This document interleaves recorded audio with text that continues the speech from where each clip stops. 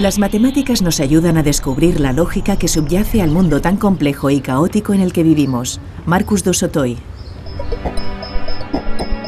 Los números y sus leyes conviven con todos nosotros. El año que comienza, 2011, es un número primo, solo divisible por 1 y por sí mismo. Y es más, 2011 puede obtenerse sumando 11 números primos consecutivos. 157, 163, 167... Hay números recurrentes en la naturaleza que se esconden detrás de bellas formas simétricas, reveladoras de fuerza y eficacia a la hora de sobrevivir. Hoy, con el matemático, escritor y presentador inglés Marcus du Sautoy, Redes se acerca a los misterios de los números para descubrir su belleza y su magia.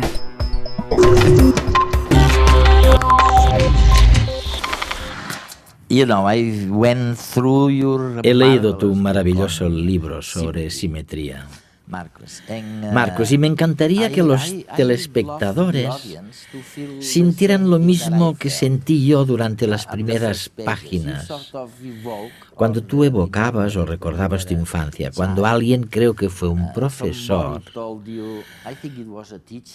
Sí, fue un profesor, sí. Te contó algo sobre las matemáticas y te dijo, tú lo que necesitas es saber de qué tratan en realidad las matemáticas, ¿no? Gracias a él descubriste un libro con algunos números que luego resultó que eran los de la sucesión de Fibonacci, ¿verdad? Exacto, sí. ¿Por qué no nos recuerdas lo que pasó y de paso tal vez logremos saber en qué consisten realmente las matemáticas? Creo que mi profesor intentó revelarme exactamente eso, de qué tratan en realidad las matemáticas. De hecho, de niño yo no quería ser matemático. Es verdad, querías ser espía. Sí, sonaba tan glamuroso. Y empecé a aprender muchos idiomas porque me percaté de que necesitaría comunicarme con los espías rusos. Pero los idiomas me parecieron muy frustrantes, llenos como estaban de verbos irregulares y con una ortografía que parecía no tener sentido. Yo buscaba algún tipo de lógica y estructura. También me gustan las actividades creativas. Me encanta la música, hago mucho teatro. De hecho, el espacio donde estamos ahora es el mismo en el que estamos preparando una obra de teatro matemática.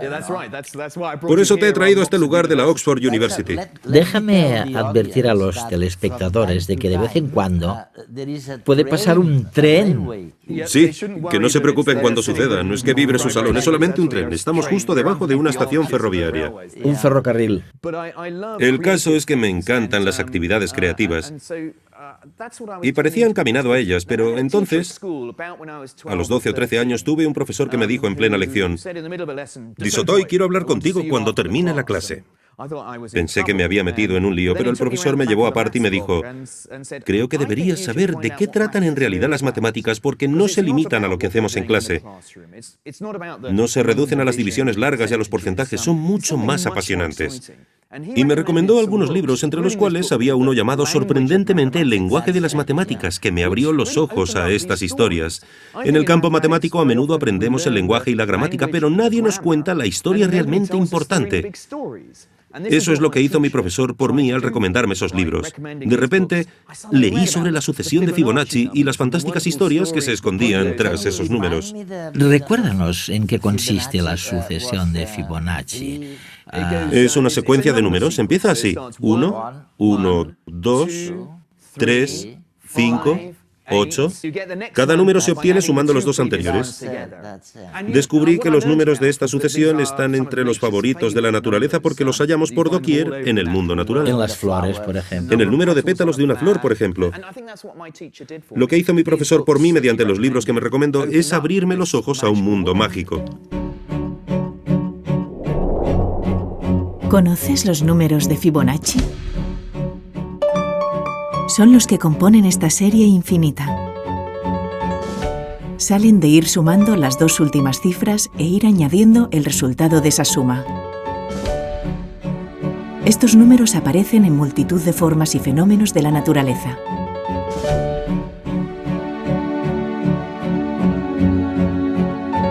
Los tallos de ciertas plantas, los pétalos de muchas flores, una estrella de mar, una galaxia en espiral.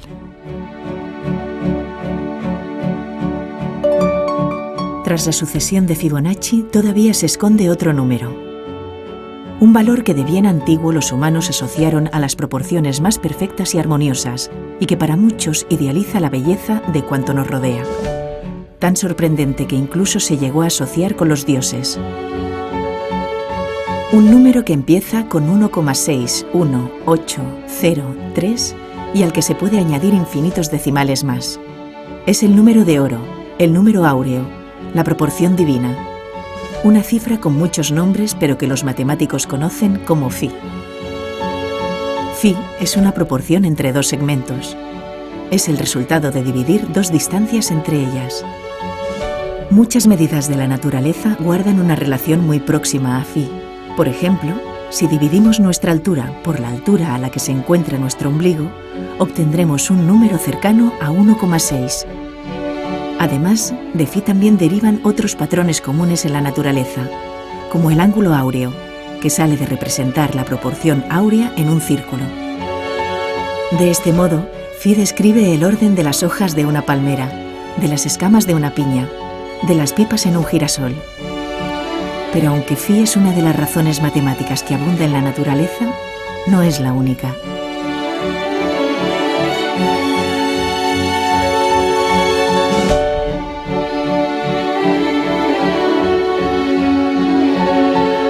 Nuestro mundo está cargado de geometría y de formas simétricas a todas las escalas, en todos los niveles de organización. Desde la más diminuta molécula hasta el más colosal cúmulo de galaxias.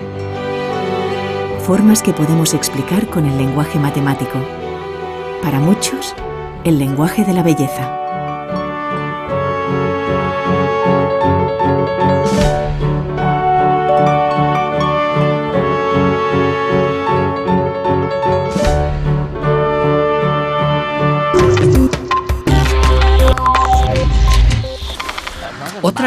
Otra cosa maravillosa que has hecho es escribir este libro sobre la simetría. Con la simetría descubres algo que la mayoría de la gente no sabe. Y es que la simetría está en el corazón de la naturaleza, puesto que es la manera que tienen los animales y las plantas de comunicarse. Eduardo, creo que ahí radica lo fascinante. Es increíble. La simetría, en cierto modo, es el lenguaje de la naturaleza. Ahí estaba yo, intentando aprender idiomas para llegar a ser un espía, cuando descubrí en ese libro que las matemáticas, en concreto la simetría, también constituyen un lenguaje asombroso. El abejorro del jardín, por ejemplo, tiene una visión muy mala, pero puede distinguir las formas simétricas y sabe que es más probable que tengan alimento. La flor, a su vez, quiere atraer a las abejas para que la ayuden a propagar el polen, así que cuanto más simétrica sea la flor, más posibilidades tendrá de que las abejas la vean y la visiten. Incluso los seres humanos la utilizan. Por lo general, si le muestras a alguien dos rostros, uno artificialmente más simétrico que el otro, y le preguntas cuál es más hermoso, todo el mundo suele decantarse por el rostro más simétrico. El más simétrico. ¿Y por qué ocurre? Pues porque es difícil lograr la simetría. La simetría es muy frágil. Tener un rostro muy simétrico significa contar con un buen ADN y con un buen proceso de desarrollo, lo cual comunica información de que somos una buena pareja. Por eso nos atrae la simetría, porque la simetría transmite información sobre lo buenos que somos como parejas. Pero vamos a ver, ¿cómo es posible encontrar simetría también en las rocas? Es cierto, el mundo inanimado también está repleto de simetría. Otra cosa que hay que tener clara sobre la simetría es que para la naturaleza resulta increíblemente eficaz. Por ejemplo, si soplo para formar una pompa de jabón, esta tenderá a adquirir una forma esférica, que en cierto sentido es la más simétrica, porque se trata de un estado de bajo consumo energético. La simetría es muy eficaz para compactar objetos y darles fuerza. Por ejemplo, el motivo por el que los diamantes son tan resistentes es que el carbono está dispuesto en forma de tetraedro, y esa simetría es increíblemente resistente. Otro lugar interesante en el que hallamos simetría es en los virus. ¿En los virus? Sí. ¿Por qué son simétricos los virus? Pues porque se aprovechan de que, gracias a la simetría, hay una regla fácil para su replicación, y no algo complicado que se aplica de un modo distinto cada vez. Es la misma norma en todos lados. El virus quiere realizar muchas copias de sí mismo y la simetría es una manera muy eficaz de lograrlo. La simetría está por todas partes en la naturaleza. Una cosa he leído también sobre los diagramas. Has reflexionado mucho sobre este tema. ¿Por qué son tan asombrosos los diagramas? Acabamos de terminar una serie para la BBC llamada La belleza de los diagramas, en la que intentamos explicar el poder de los diagramas para condensar una idea científica. Por ejemplo, en la televisión de Inglaterra hemos emitido un programa que se centraba en el diagrama de Copérnico sobre el sistema solar heliocéntrico. Era un diagrama bellísimo. Copérnico fue el primero que situó el Sol en el centro del sistema solar. Esto fue hace 400. Más de 500, y fue una idea increíblemente revolucionaria porque transformó nuestro lugar en el universo, pero lo hizo mediante un diagrama sencillísimo. Ese gráfico logró trasladar la idea, probablemente por primera vez en la historia, de que los seres humanos no eran el centro del universo. Sí, y el libro que escribió Copérnico tenía más de 400 páginas y estaba lleno de palabras, cifras y ecuaciones. Sin embargo, ese diagrama tan sencillo del principio lo resume todo. No hay que seguir leyendo, con verlo basta para saber que el Sol está en el centro del sistema solar. Nos considerábamos el centro de todo y hubo que desechar esa concepción. Ni siquiera estamos en el centro de la Vía Láctea. El Sol está situado en un borde de esta galaxia espiral. Pero creo que resume el poder de las matemáticas, puesto que... Anda, escucha, ahí llega un tren. Ahí va nuestro tren. Sí. Dejemos que pase. Es fantástico. Sí, crea ambiente y todo. Es un tren de pasajeros con destino a Londres. A Londres, bueno, es fantástico, oye. Bueno, vamos a ver. Como decía, creo que la belleza de un diagrama radica en que plasma una idea.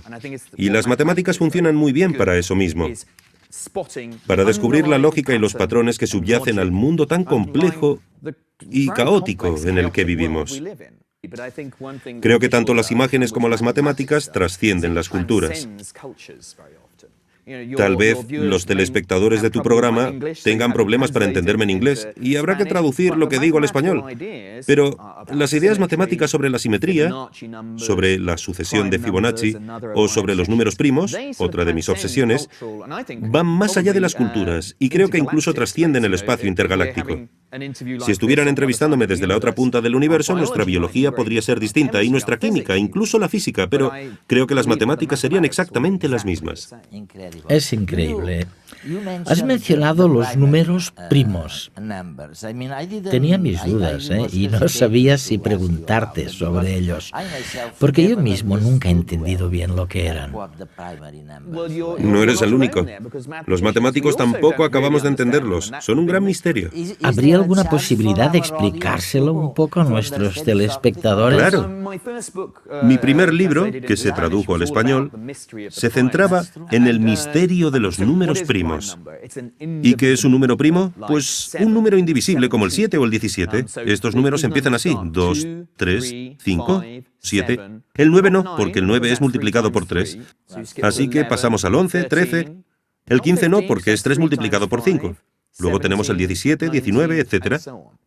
Estos números son los más importantes de las matemáticas porque todos los números se forman multiplicando los primos entre sí. Así pues, un número como 105 sería 3 multiplicado por 5 multiplicado por 7. Fíjate en esta serie. Es la de los números primos. Números que si los divides por cualquier otro que no sea ni uno ni el mismo, dan como resultado un número fraccionario, es decir, algo coma algo. Números que solo dan un entero si los divides por sí mismos y por la unidad. Los primos son a los números como los átomos a la materia. Al igual que cualquier cosa se puede dividir en átomos, cualquier número se puede dividir en números primos. Siguiendo con la serie, tras el 17 vendrían el 19, el 23, el 29... Pero hasta la fecha no existe ninguna fórmula matemática que nos permita predecir cuál será el siguiente número primo. No existe una regla como en la serie de Fibonacci, por ejemplo. Eso sí, aunque no conocemos ninguna regla para predecirlos, sabemos que hay infinitos primos. millones, billones, billones de billones de billones. ¿Pero cómo lo sabemos? Hace más de 2000 años, Euclides demostró con un sencillo ejemplo que hay infinitos números primos. Imagina que solo conoces estos 4 primos y quieres saber si existen más. Probemos de multiplicarlos entre sí. El resultado es 210. ¿Es este un número primo? Está claro que no, ya que si lo dividimos por cualquiera de los 4 números de la serie nos da un entero. Definitivamente, 210 no es un número primo. Pero para demostrar que existen primos mayores que los números de nuestra serie, Euclides tuvo la chispa de realizar lo siguiente: añadir 1 al resultado. El nuevo número no se podía dividir por 2, 3, 5 ni 7.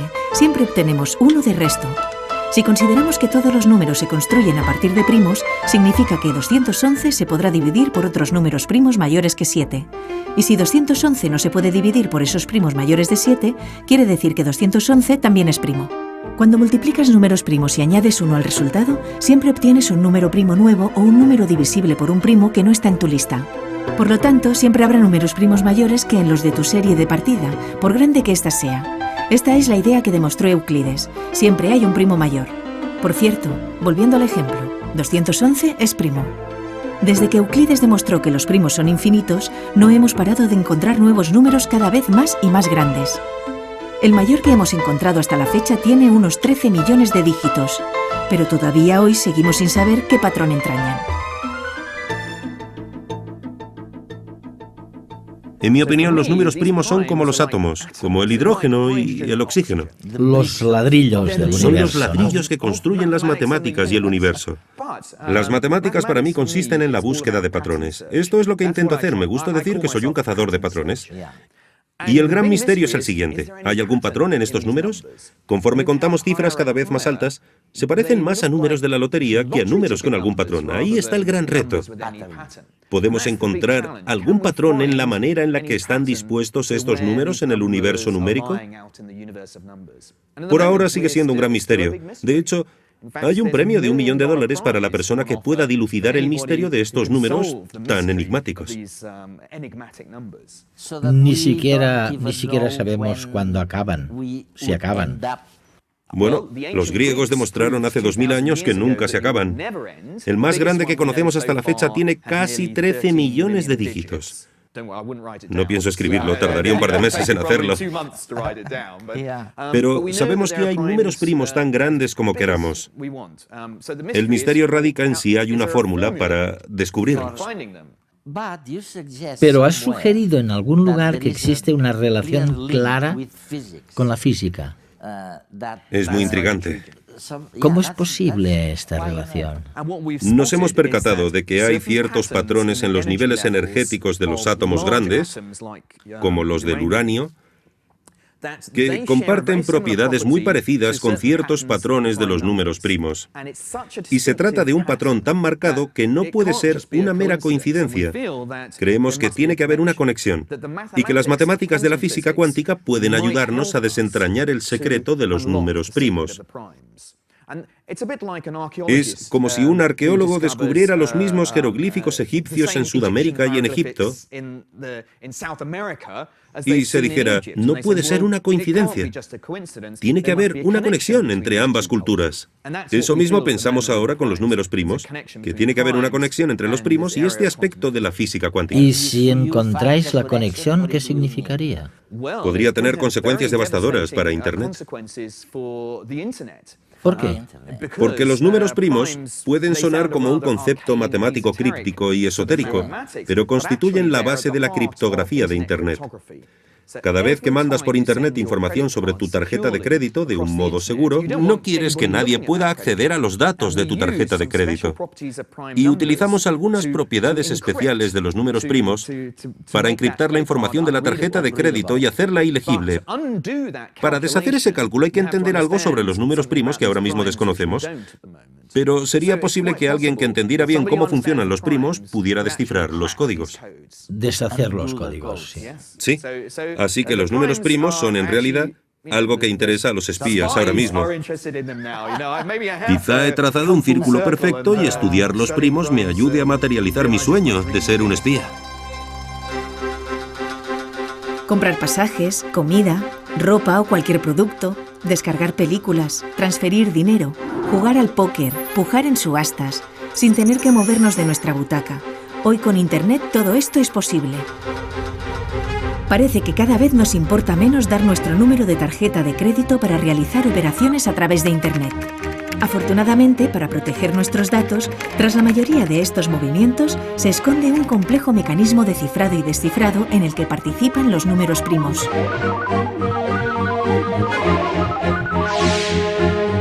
Las dos claves para encriptar un número de tarjeta de crédito son dos números primos. Pero son primos muy grandes, de más de 60 dígitos cada uno.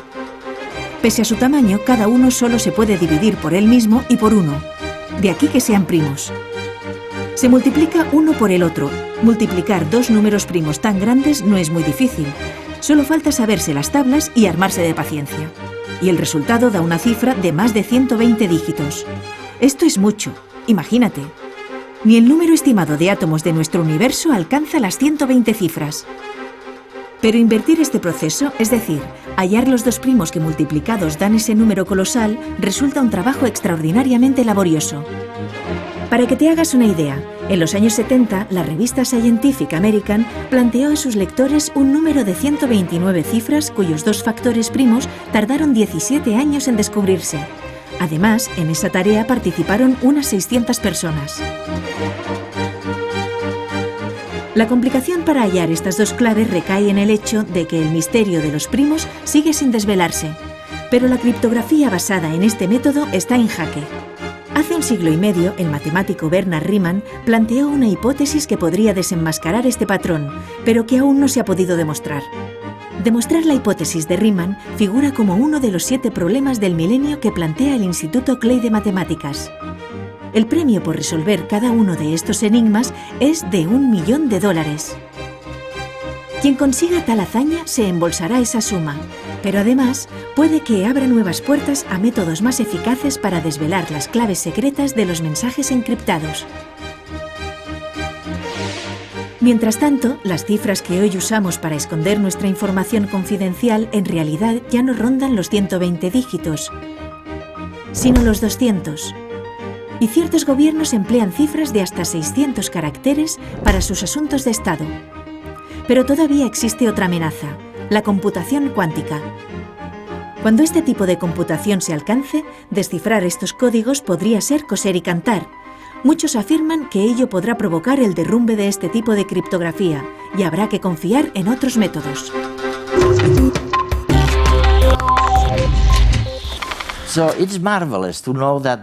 Me parece maravilloso saber que ahora ocupas la cátedra para la comprensión pública de la ciencia. En redes, en el programa para Televisión Española, llevamos unos 15 años trabajando con este objetivo. Nos planteamos qué podemos hacer para que la gente sea consciente de que el dogmatismo se está acabando y de que, de repente, la ciencia puede ayudar a configurar un mundo nuevo, mucho más altruista. ¿Cuál es tu opinión sobre la comprensión pública de la ciencia? Creo que tienes toda la razón. A mediados de los 90 fue la primera cátedra de este tipo. Vivimos en la era de la ciencia y los asuntos científicos repercuten en nuestra vida cotidiana. Ya hablemos del cambio climático, la medicina o los recursos energéticos. Es un cargo fundamental y considero en cierto modo que es como ser embajador del mundo de la ciencia porque, para mucha gente, la ciencia es como un país extranjero. No entienden el idioma, no entienden la cultura. Y necesitamos embajadores para explicar lo que hacemos, cómo influimos en la sociedad. Pero también al revés. No se trata, como decías, de explicarle la ciencia a la gente de manera dogmática y esperar que la entienda, sino que hay que entablar un diálogo para saber cuáles son las preocupaciones del público y qué es lo que no queda claro. Eso es lo que tenemos que abordar. Te mereces la cátedra, no solamente por tus conocimientos matemáticos, sino porque sabes entretener al público. Después de años y años de docencia, he aprendido algo en la universidad. Si no entretienes a los alumnos, no vas a poder enseñarles nada. Creo que lo que dices es crucial porque, por ejemplo, muchas personas escogen un libro sobre simetría porque buscan entretenimiento. No necesitan sentir que les están enseñando cosas. Sin embargo, por el camino podemos despertarles el interés por las ideas intelectuales. Pero tienes toda la razón del mundo. Se trata de alcanzar un equilibrio y de entretener. Al fin y al cabo, ¿por qué decidí dedicarme a la ciencia? Porque me encanta lo que hago. Me gusta leer sobre temas científicos. Adoro descubrir cosas nuevas. Disfruto con mi trabajo. E intento trasladarle al público esa pasión y diversión. Intento decirles, mirad qué historias más fantásticas podemos contaros. ¿Qué me dirías si te dijera que no se me dan bien las matemáticas? Bueno, me lo dicen tantas veces. Mi respuesta es que todo el mundo tiene capacidad para las matemáticas. Eso no significa que todos tengan que dominar el cálculo mental, pero la aritmética, como me dijo mi profesor, no es de lo que tratan las matemáticas.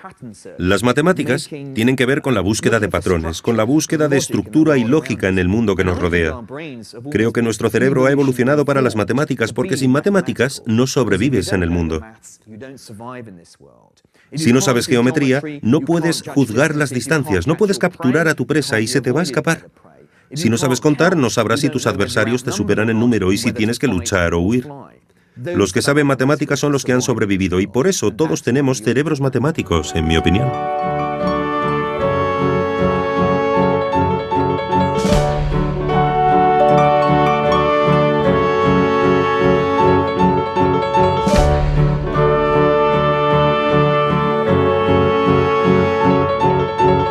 Las matemáticas sostienen toda la ciencia y la tecnología que conocemos hoy. Marcus du Sautoy.